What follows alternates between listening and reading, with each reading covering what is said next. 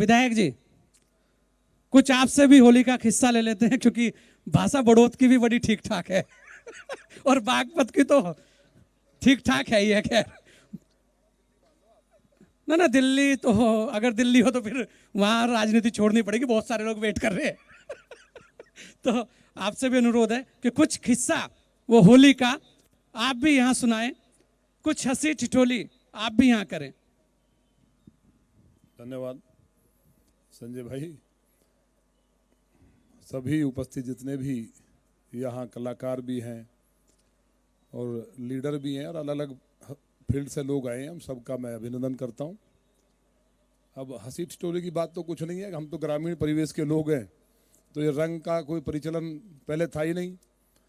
ये जो mud therapy चलती है आजकल, बड़े बड़े जो आश्रम बने हैं, ये मैं तो यही मानता हूँ कि होली मड थेरेपी थी।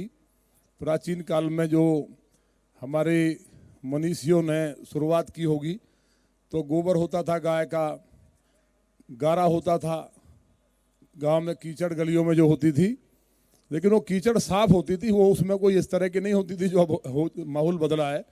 और उसमें उठा के पटक देते थे एक दूसरे को, किसी का हाथ भी टूट जाता था। और जो गांव में भाभी होती थी, कहीं चाची ताई, उस दिन सबको मौका होता था लठ बजाने का। पहले गाँवों में थोड़ा सा जो मातृशक्ति है उसके प्रति कहीं ना कहीं ये रहता था, बहुत मेहनत लोग करते थे, तो उन्हें मौका मिलता था एक साल में बदला उतारने का। तो कहीं ना कहीं सभी लोग वहाँ से जुड़े हैं, पिटाई हुई होगी।